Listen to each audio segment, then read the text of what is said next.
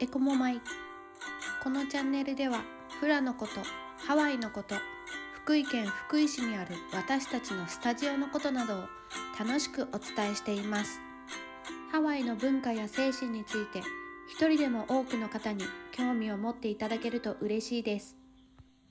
国枝先生とリカコ先生に聞いてみよう。部屋をならに堺フラスタジオ堺国枝です。娘のリカコです。こんにちは、ドメイノイからアシスタントのトホリです。今日もよろしくお願いします。今日はカーヘアについてです。フラをされてる皆さん、カーヘアちゃんと入れてますか？カーヘアの意味やカーヘアの入れ方を今日は教えていただこうと思います。はい。まず、カーヘアという単語そのものの意味を教えてください。カーヘアって言ったらね、呼ぶ声とか掛け声みたいな意味や、カーヘアをならにって言ったら天からの呼ぶ声みたいな感じでね。フラにおけるカーヘアの役割、ダンサーが次のバースどのバースをね踊るかっていうのを呼びかける。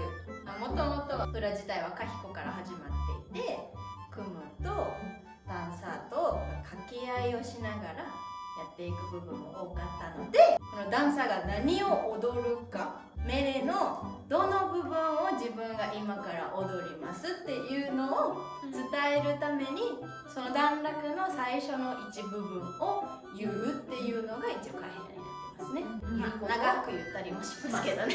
それはカヒコとアワナによって違うよね。長くなりやすいのはカヒコなの。カヒコだともう2行の段落だとしたら1行分全部言うっていうこともあったりします。カヒコとアウアナでも言い方ちょっと違いますし、アウアナだけでも曲調によってすごく元気な曲の時とスローでゆったりした曲と同じようにカヒが言ってたら違いますよね。雰囲気が早い曲やったらやっぱちょっと早めに言わないと間に合わない。早めにも言うし、元気に言う。そう元気すらずに言うけど、しっとりした曲で急に「何とか?」とかって言われてもびっくりするだけだからね。優しく入れるとかっていうのはやっぱり曲に合わせていくのが大事かなと。日本人がよくやりやすいのはカーヘアの語尾を上げるんだよね。さあ上げやすい。それがダメっていうわけじゃなくて、上げ方が違う。これが絶対ってわけではないですけど、日本人はタンタタンっていう「てんてってん」って最後が一番上がるんですね。あれ間違いですね。ハワイ語で言うと「タラルル」っていう流れ。一つ言ってみたら日本人が言いやすい言い方。アウヘアでいきますか、じゃあ。アウヘアっていうのが日本人でやりがちなやつ。でもハワイ語っぽく言うとアウヘアっていう風に一番高いところが来る場所がちょっと違うんです。最後ちょっと上げる部分はあるんですけど、日本人はそこを強調しすぎの部分と最初の文字を大きく言いすぎっていうことになりますね。カーヘア間違って入れたらミュージシャンはその飛ばしたりしてちゃんとカーヘア入れた部分を歌ってくれるので、入れなかったら歌ってくれないので入れなきゃダメです。練り物前なんかカーヘアだけで1時間練習するんだって。そのくらいカーヘアっていうのに重きを置いている。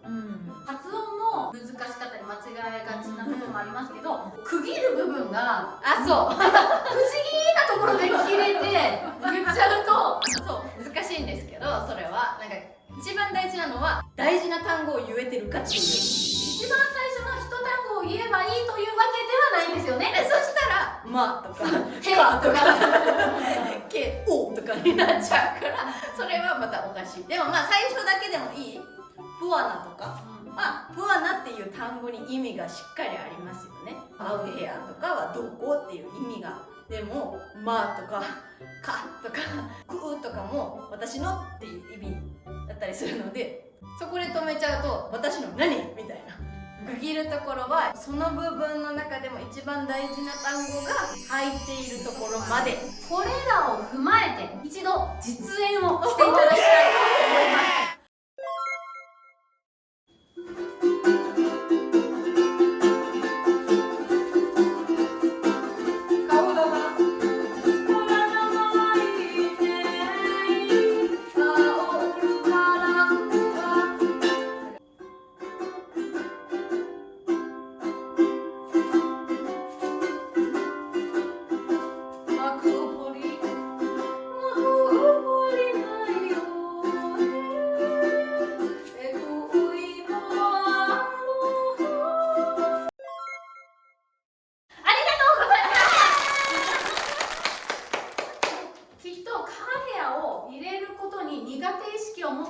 ってたくさんいると思うんですよ、でもぜひ勇気を出して実践してみてください。そうですね。はい、それでは今日はこの辺で最後までご視聴いただきありがとうございました。